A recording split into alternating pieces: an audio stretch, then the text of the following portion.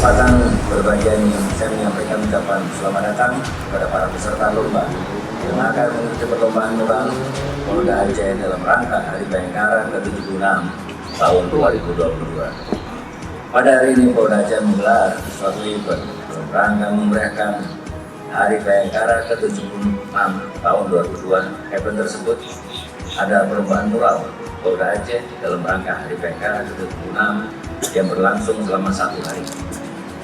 Pada hari ini, Sabtu tanggal 18 Juni, dengan pesertanya adalah sejumlah seniman dari komunitas pencinta seni lukis mural yang berasal dari Banda Aceh dan sekitarnya.